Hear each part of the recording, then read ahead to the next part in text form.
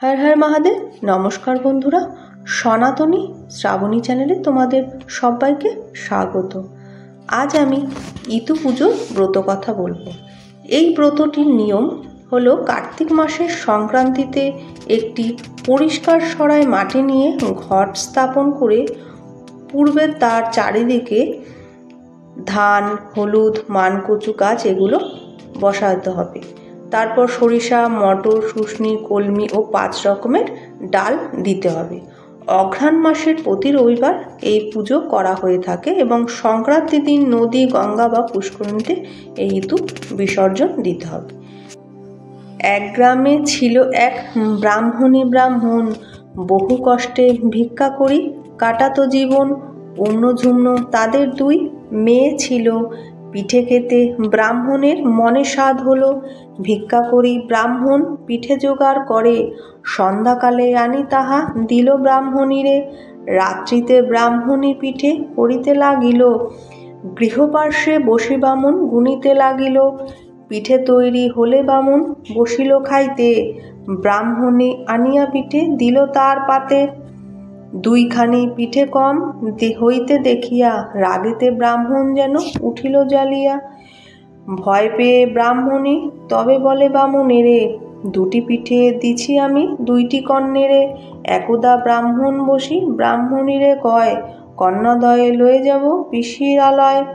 শুনিয়া ব্রাহ্মণী দুঃখ হইল মনে, স্বামীর ওপরে কিছু বলিতে নারিল। কন্যা 2টি লয়ে দিজ পথবাহী যায়, হাঁটিতে হাঁটিতে শেষে দুপুরও গড়ায়।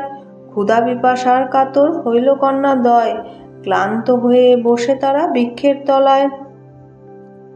অবশেষে কন্যা 2টি ঘুমায় পড়িল, বামুন সুযোগ পেয়ে সে স্থান ছাড়িল। নিদ্রাভঙ্গে কন্যাদ্বয় লাগিল ভাবিতে, কোথা পিতা বলি তারা বলিত ডাকিল বলিতে। অন্যঝুম্ন বলে বাবাকে বুঝি বাঘেতে খেয়েছে, ঝুম্ন বলে পিতা মোদের ত্যাগ করে গেছে। পিঠে খেয়ে ছিন মোরা সেই ক্রোধ বশে, নিষ্ঠুর মোদের পিতা দিল বনবাসে। প্রভাত হইল তখন হইল সকাল, পিঠে খেয়ে 2 বোনের এতেক জঞ্জাল। কোন দিকে যাবে তারা লাগিল ভাবিতে, ঘন ঘন চারিদিক লাগিত দেখিতে। পথে যেতে যেতে তারা দেখে কিছু দূরে, কতগুলো মেয়ে সেটা কিবা পূজা করে। অন্যঝুম্ন 2 বোন সেই স্থানে গেল, অমনি ইতুর ঘট উল্টি পড়িল। কন্যাগণ বলে রাগে হইয়া অস্থির, কে তোমরা অলক্ষী, হেতাই এসেছ হাজির। অন্যঝুম্ন সব কথা বলে কন্যাগণে, শুনি সব কন্যাদের দুঃখ হয় মনে। কন্যাগণ বলে তবে শুনো মন দিয়া, ইতুব্রত কর দুঃখ যাইবে ঘুচিয়া। অন্যঝুম্ন শুনি তাহা তরা স্নান করে, গঙ্গাতে সঙ্গে তারা ইতুব্রত করে। ব্রত শেষে ইতু পাশে বলে 2 বোন, বাপ মার দুঃখ ইতু কর বিমোচন। ধনধান্যে গৃহে যেন পূর্ণ হয়ে যায়, বর দাও সব ইচ্ছা যেন পূর্ণ হয়। ঘট লয়ে 2 বোন যায় গৃহপানে, গৃহে আসিরে দাঁড়াইল বাড়ির উঠোনে। ধন ঐশ্বর্য পেয়ে দিজ ইতর কৃপাতে, অট্টালিকা মাঝে বাস করে আনন্দেতে। কন্যাদ্বয়ে দেখি দিজ লাগিল বলিতে, এতদিন পরে তোরা এলি কোথা হতে। পিতৃবাক্য শুনি কন্যাদ্বয় অভিমানে, বলে ধনী হইয়াছ মোদের কারণে। ইতুব্রত করি মোরা অতিভক্তি ভরে, তাই তুমি রহিয়াছ সুখের মাঝারে। অতএব ইতুব্রত কর ভক্তি ভরে, শোক দুঃখ রোগ ব্যাধি রবে না সংসারে। এতক্ষণ ব্রাহ্মণী তার গৃহ মধ্যে ছিল, কণ্ঠস্বর শুনি মাতা উঠানে আসিল। মাতৃস্নেহে কন্যাদ্বয় লইল বক্ষেতে, আনন্দ অশ্রুতে বক্ষ লাগিল ভাসিতে।